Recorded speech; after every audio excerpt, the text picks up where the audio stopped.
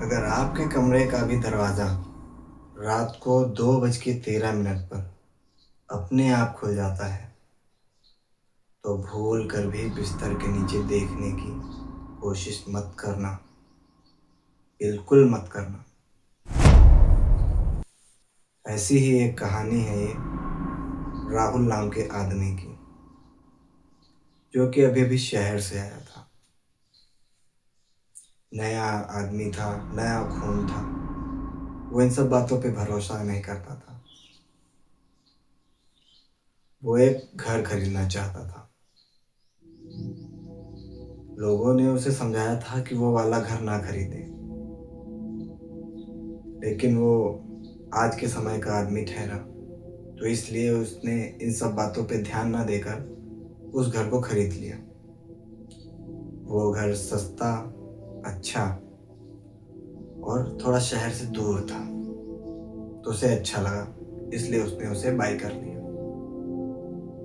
लेकिन कौन जानता था कि जो आगे अब उसके साथ होने वाला था। पहली रात को तो राहुल आराम से अपने कमरे में सोया। बहुत ही अच्छी तरीके से, बहुत अच्छी नींद आई उसे। अब ट्विस्ट यहाँ से आना शुरू होता है। अब आई दूसरी रात। दूसरी रात को जब वो सोया हुआ था तो उसे जैसे लगा कि किसी ने उसके कमरे का दरवाजा खोला, टक करके।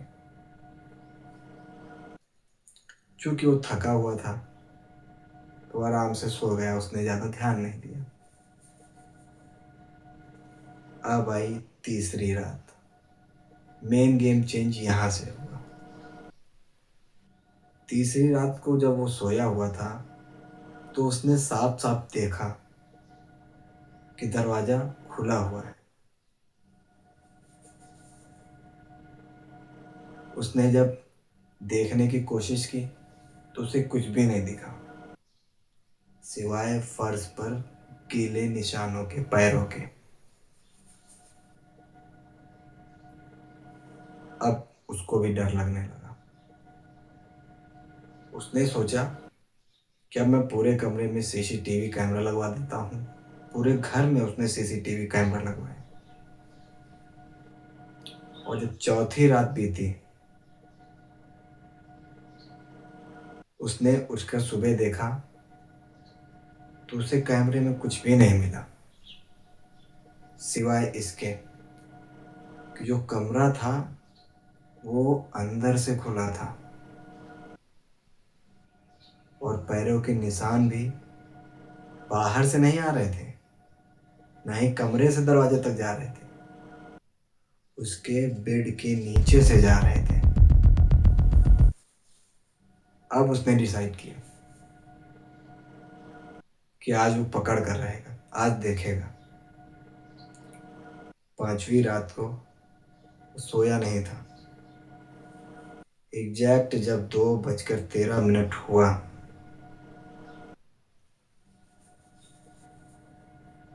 तो उसे एक आवाज आई